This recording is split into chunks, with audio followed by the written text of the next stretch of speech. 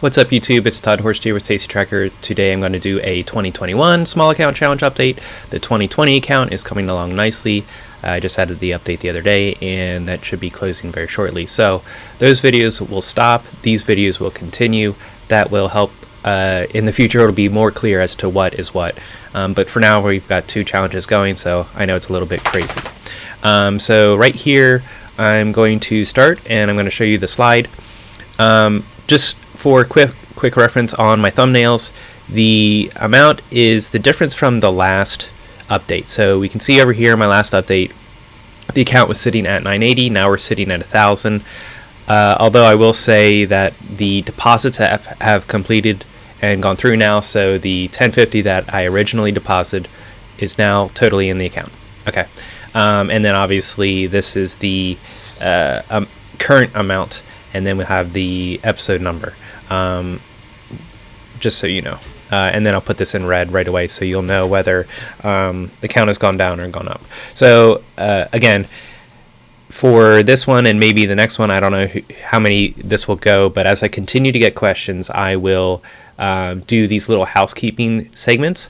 But today I wanted to go over better the Amazon and the Apple position. Last time I did not really give you all my thoughts on surrounding why I entered those positions, so I wanted to be a little bit more explicit on why I entered those. But yeah, so I'll be doing these housekeeping segments as questions keep coming in. Once we start to get into a routine, then this section will be out of it, and it will just be about why I entered positions, what I exited, and for what profit, etc. Okay, so waiting all week, the first thing I wanted to talk about was waiting all week to enter in that Amazon position already shook a lot of people out. And so I want to congratulate you if you're watching this for sticking with it. If you start looking at the view numbers on the 2020 challenge, I started off with quite a lot of views and then they dramatically plummeted. People do not have the patience for this style of trade, and they would rather frantically throw bets around and lose money than to learn a new skill, which patience is the skill, and stick with it. And this is not the most profitable way to play options. You can be crazy, reckless, and gamble and come out a millionaire for sure. But a lot of people can't, and a lot of people don't. They end up burning out, blowing up their account. And then they walk away from the market thinking, you know, it's all rigged. They're down now, however much money they started off with. Hopefully it was under 10,000. But you know, some people are losing hundreds of thousands of dollars. You guys have all been to Wall Street Bets, I'm sure, on Reddit, and so you know what I'm talking about. So I want to congratulate you for sticking through, and some of that sounded harsh. It's just really the reality. I hope that you are willing to sacrifice some of those potential crazy gains and instead get what I perceive to be a very good ROI, way better than the market. And obviously that depends on the year, but you're building something that's sustainable and has the compounding effect so that you can continue to build on that through the time when you retire and even past when you retire, because you don't need really that much skill to do this. You really just need the patience and the experience to know how to handle certain situations. If you stick with me for this year, you will have enough experience to go completely on your own, guaranteed. It's not a very complex setup. I don't do anything special. I'm just an average guy. So it isn't crazy, and you can certainly do this if you come along. Okay, so next bullet point is Apple and Amazon. I'm not going to do that now. I'll wait till the end here. And then I'm going to show you actually how to enter in on Robinhood the closing order. And so, you know, I've gotten a lot of questions on closing. I've done videos on in the past, and I'll just cover that a little bit here. Maybe I'll do an official video at some point. But you want to close out no matter what the week of expirations, whether it's winning or losing, or if it's just on the cusp, I would still close out. And closing out maybe I worded that incorrectly. I would do something with the position. So rolling out to the next expiration is probably my first go-to. I would prefer to roll it out to the next expiration for a credit, if I can do that. Then if I can't get a credit, the next question is, if I have to pay a debit, how much is it? Is it only $10? Well, if I collected $200 of premium initially, and I'm aiming for 160 normally, so if I collected 200, that's way over what I initially get anyway normally. So if I'm only paying a $10 debit to roll to the next expiration, and I still believe in that position, then that totally makes sense to do that to me. I'm only bringing my credit down to 190 on the overall position. I'm giving myself more time, and I still believe in that company and that position. If, however, the rolling cost would be like a $100 debit, at that point you're probably deep in the money. And so then you have a choice to make. Do you just want to hold through to give it more time, not through expiration, but hold to the last week, assuming you have a month left or something like that? A lot of times you'll only have $50 value left on that position anyway, and my account sizes, even the small accounts, $50 isn't that much money. I divorce myself from thinking about this as actual money, and instead I'm thinking about it as numbers on a screen. And so $50 isn't that much for me to lose. So a lot of times I'll leave it in, hopefully hoping that it either comes back into range. Again, remember, these are good companies, so it's very possible that they will come back into range where it would be profitable, or where I can roll for a credit or an acceptable debit. Again, debit's not preferred, but if it's only a small amount, then I'll do it occasionally. So what if you can't get a credit? The debit is too large to roll, but you can get decent premium. I mean, this is where you have to consider all of the parameters of your account. So if you can get decent premium by closing it to get your cash out of it, premium's not the right word, but if you can get a decent amount back for closing that position, by all means do it. And it's a gut call, and that gut comes from the experience of having been in it, and whether those strikes were reasonable when you entered them. Maybe you have earnings coming up and you think that it will increase as it gets close to earnings.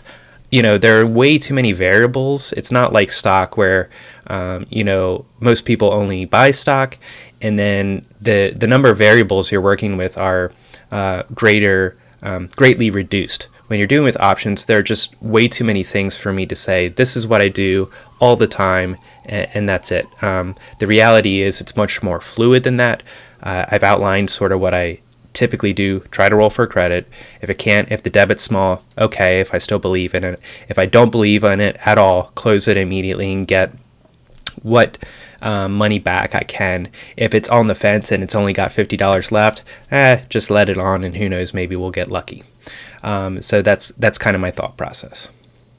But that's the thought process. I will show you on Robinhood how I enter in the 50% close order as soon as the order fills for opening up. Okay, I'm going to show the best way to copy my positions in TastyTracker, and sort of the thought behind the site. The site is definitely evolving week by week by week. So, this is subject to change for sure, but sort of the thought process behind the copy my position feature. I got a lot of questions on what buying power is, and collateral, and the premium you collect, and the cash, and what all is this stuff. So I definitely recommend going back and watching my Options 101 video. That I think will help explain a lot of things. If you're interested, the supporter tier for $5 a month, I have this in my pinned tweet. I have a curated list of the educational videos that I made in the order which I think you should watch them, because they weren't necessarily made in that order. But the Options 101 and the verticals and why I love them, those are both great videos to really get a handle on some of these concepts. But if you're coming from long calls, I can understand how it's a bit confusing because everything is flipped on its head. So Buying power is the amount of cash that you have available in your account to actually open up a position. When we're selling these short spreads, like I primarily do, you collect collateral. You're acting as the insurance company that is insuring the Wall Street bets folks. And they pay you for that privilege, just like you paid to get into a long call when you're doing those positions. I'm the person receiving that money, and I'm acting as an insurance company. That is called collateral. I accept that. That is called premium. I accept that, but I still have to be responsible for the entire position that I have open up. Sorry if I probably confused things more there. That entire amount of that position is the width of my spread. So on the small account challenge, I'm doing a $5 wide spread. So I'm buying the 125 and selling the 130, for example. So that's $5 wide. Since all contracts are worth 100 shares, we multiply that by 100. So 500 is the total amount that that trade is worth. Since somebody paid me a premium of $160 I collected, that's when I open the trade, that's the number. You want to get as high as you can with that number. Because that's what you'll always get to keep at the end of the trade. We subtract that premium that we collected minus the total position size. So in this case, I'm saying 500 minus the 160, and that leaves us with 340 in collateral. Now, each broker treats this a little bit differently. Some will keep the entire 500 as collateral, and then others will only keep the 340 as collateral. It should just be the 340. And what you'll see then is your cash will increase, but your buying power will decrease because the collateral gets subtracted now. That 340 that I have to put up there held in reserve, so that if the trade goes against me and I hit my max loss, that's the 340. My buying power will get reduced by that, so that the broker is sure that they're not going to be stuck with the short end of the stick paying for my max loss. The premium gets added to the cash that I have, but it's not necessarily accessible, again, depending on your broker. A lot of times I think they hold the whole thing. Hopefully that cleared it up and didn't make it worse. I think the other videos, this was just a summary. I think the other videos I have, like the Options 101, will do better at explaining that. Okay, last thing is patience equals profit. So, years ago I wrote a white paper on, I won't be publishing that, on my theories on the stock market and etc. It built out a plan, and it's all about giving yourself as many feathers in your cap, if you will. I don't know. Elevating factors to increase the probability that your trade is going to be profitable for you. And one of the edges in the market, if you want to say it that way, that I have is that I can be more patient than somebody else who is putting on and closing positions very quickly, not allowing that position to be profitable. So as you've already seen, every position I put on basically starts at a loss always. And however how long that lasts depends obviously on the action of that stock, but basically it's always the case. But where I become profitable is because I can hold through that, and then it slowly starts chipping away, and by the end of the expiration, I'm profitable, a large percentage of the time. So that is an edge, and it's not my only elevating factor in my trades, but it is one, and definitely one that I think a lot of people coming from buying stock or buying options aren't used to dealing with. So the more you can walk away from your screen, the better. The more you can not think about it, the better. I think if you are sitting there watching it, you'll go mad. And so this is actually why this style is so great. It allows you to live a life. It allows you to have a job and do these trades and not be tied to the screen. I have a job. And so it's easier for me to do these trades. If you have a busy job, as long as you can go on a bathroom break, you can execute the trades on Robinhood very easily and quickly. Go in the stall, check to see if any new trades have come up, and then execute them. And this is where I think a service really helps you out. So I don't want to advertise for myself too much so that I get annoying. But a lot of services are very timely. If you don't enter them as soon as the guru enters them, there's no chance you can catch it. And so then you get in late and you end up losing out. As I've said many times here, you can usually get better pricing than I get. So at that point, you have to ask yourself, should you go with more premium or should you go with better strikes? But either way, that's a better question to have than, should I still get into this because this has moved way past the point where I think it's even going to be profitable, like a lot of other people have. But anyway, so I feel like I'm adding a service where people can trade even if they're busy. They don't want to have to really look at the market, but they can still see and listen to all my reasoning. So I'm not trying to, be this black box and not educate you. This is not probably for a lot of people. I intend that they start on the service and they do it for a couple months or whatever till they feel comfortable, and then they stop, and that's fine. I also feel like TastyTracker, the site, adds value where it's pretty unique. A lot of sites do not offer the range of features that we have. That's longer than I wanted to spend on that. So let's get into covering the Apple and the Amazon entry. Okay, so Apple is the 125, 130. We'll go over to the chart here. I like to view back to sort of the beginning of the COVID crash because how stocks have reacted to that matters a lot. Before that, I would typically only have maybe 3 to 6 months on my display, but since then I've had that on my display because I want to see the entire context. Okay, so we can see there's this broader channel in Apple, and then we can see there's this tighter channel here, and I hope you guys can see that. Typically it's going up and down, and then since back here end of November, it's been using the 20-day, the purple line, as support. So the 20-day is just the SMAs. You can see the settings here. I have the 50-day, the 100-day, and I changed the 200-day default that TradingView has to be the 20-day.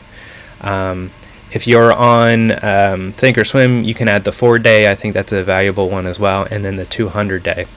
So as needed, I will change these if I need to look at something specific. Okay.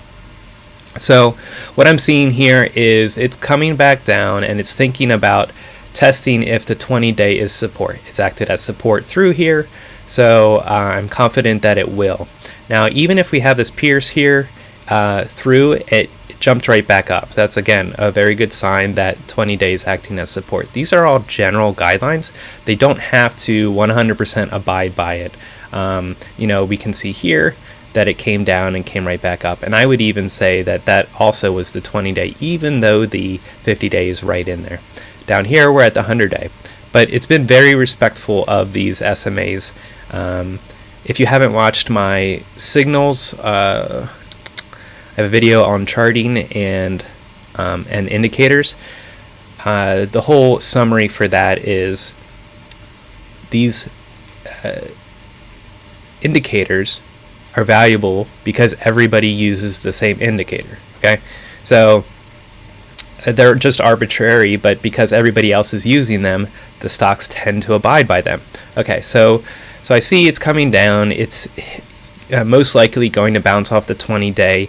RSI is midway, which means it has a lot of room till it can get extended. We're talking about somewhere up here in the 80 range is where it starts to get extended before.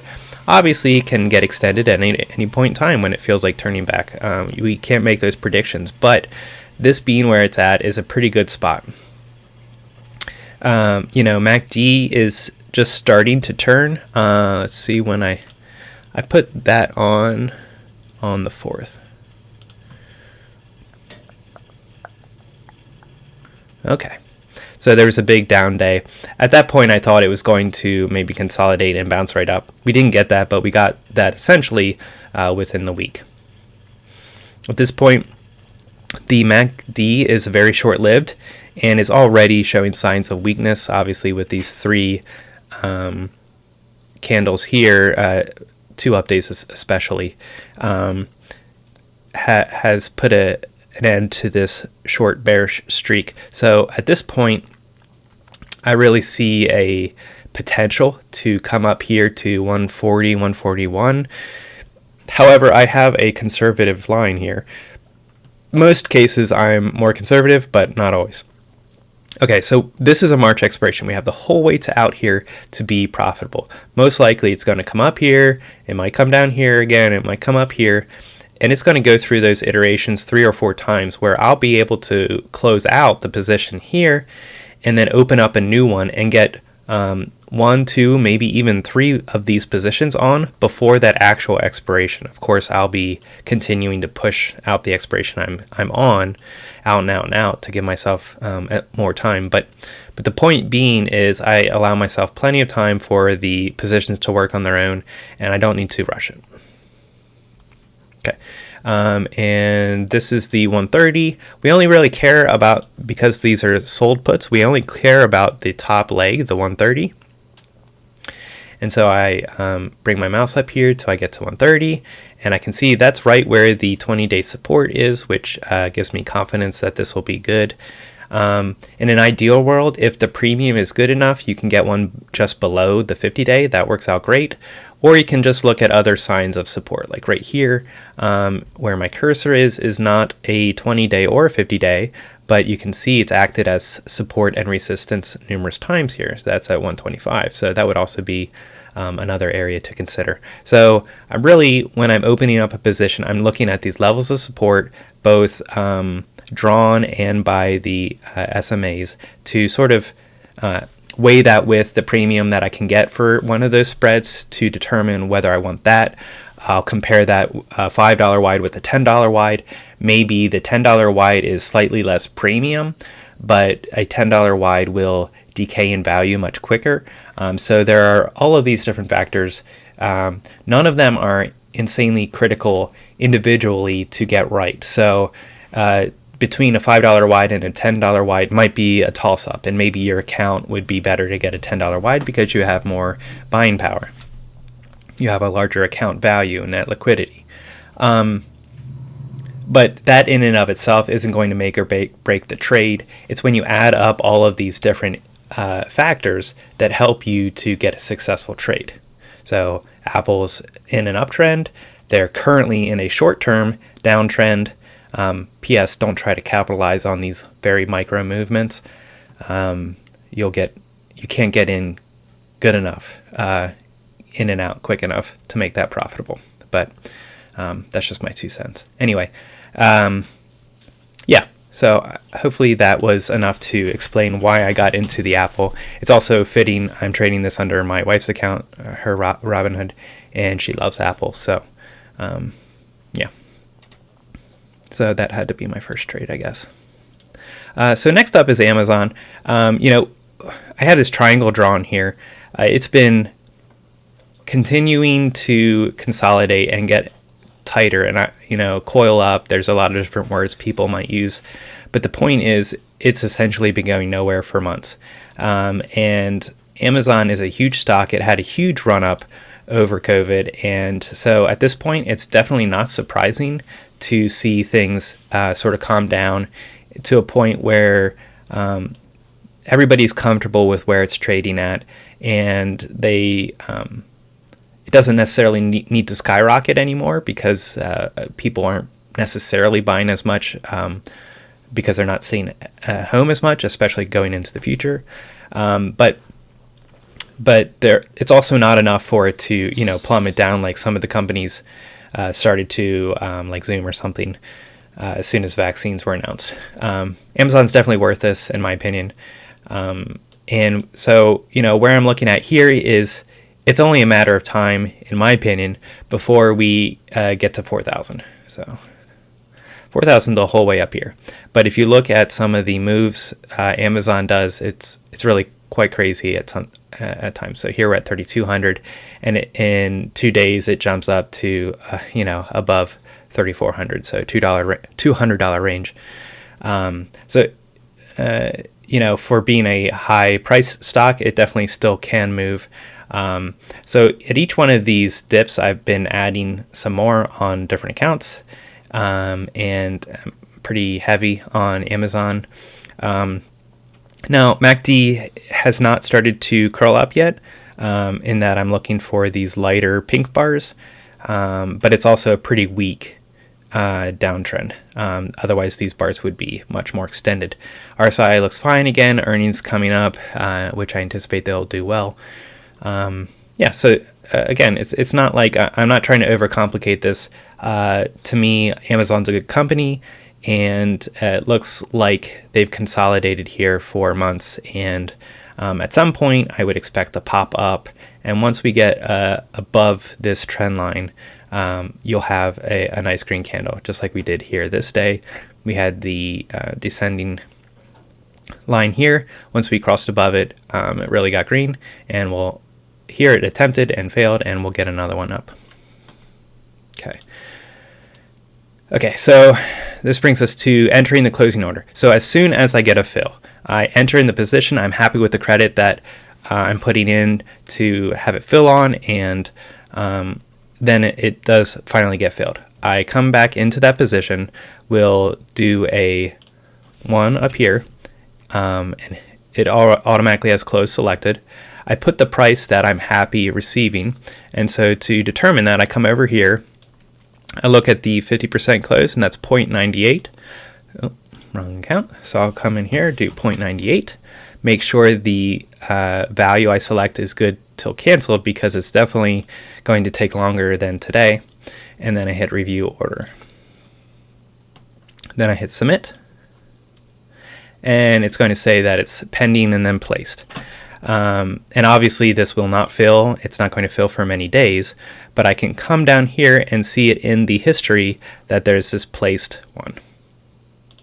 If I expand that, then it's closing one of them for $98. And again, I open this up for $195. So that will be at 50%. That's all there is to it. Now I'll keep an eye on it. So if I come back in here and I see Amazon is, way up here, but, and I come in here and I see that the current value, what's it done there? Right now I can see the current value it's trading as 225, 223, 228, somewhere in that range. Let's say I come in here and it's currently trading at 115, and I'm like, you know what? 98 would be great, but 115 is totally acceptable. Then you can just cancel this, put the 115. I would still put a limit order in here and type the 1.15, and then set the good for cancel, and then place that in. If you don't put the price in, you can't guarantee what fill you're going to get. So I would definitely put the limit price in. And that's all there is to it. And yeah, you can have multiple pending orders. So I can have another one to open up 2 more. Please don't click that quickly. And then do $4.95. Obviously, I'm not going to get filled on $4.95 credit, because nobody's going to pay me all but $5. But anyway, I can hit review order. This shouldn't allow me to do it because I don't have enough. I only have $4.65. Oh no, yeah, it's only going to take $10. Yeah, so I hit submit. Done. So I can come down here and I have 2 pending orders. I have one to close the one that I already have open, and then I have one to open up 2 more. And that's totally fine. You can stack these up. They're the only caveat there I would say is if you're trying to leg out, which is when you maybe close the leg that you had sold, so you buy the leg back that you sold and you leave the long one on. You can do that. I wouldn't suggest doing that, but sometimes I do that if there's no value left in the long one. On Robinhood, there's really no point in doing that, or Tastyworks, because there's no commissions to close. But in other brokers, they might charge you to close, so sometimes it's worth just letting it expire. Okay. Hopefully let me cancel this one. Hopefully I showed you enough there that you'll feel comfortable. If not, let me know, and I'll try to go at it from a different angle. Okay, so now that you've come in here and you've seen my positions, let's go to alerts. You can do question mark user equals Todd M. Horst. Okay, this will show you all the trades that I have, and you can look at what account it's showing there, the small account challenge. So let's click on that. So this is the small account for 2020. Actually, let's go change this to 21. Okay. Okay, so now here's the position. So what I would recommend for you to do is, if you want to take this position, go ahead and click copy to account, and then click the account that you want it to go to, test, and then come over here to test. Okay. And then you would come in here and do adjust. And what I would do would be to just hit edit here and then choose the change the premium that you collected to be whatever to match. So let's say you got a better fill than I did. I filled at 120. Let's say you filled at 130. For some reason, that's a bug that should be fixed. But if I put 1.3 there, now this will update the collateral. So until I get the bugs fixed, you can just delete the value there, and it will auto-populate once you correct it. But then you can hit save here. I wouldn't select to publish at this point in time until I figure out how I want to group similar trades. Once I had the grouping down, then actually I think publishing would be neat to see how many people are in a specific trade or not. But for now, don't publish, because then we'll just have a lot of the same alerts here on the screen that aren't really beneficial for everyone to see. Again, until I get the grouping, which I don't have a date on that or anything. So that's how, if I were you, I would copy to my account. All right. Wow. So I think this has been long enough. Let's see, 32 minutes. So hopefully that answered some of your questions, and I guess I'll leave it there and leave more questions in this video and give it a thumbs up. Thanks.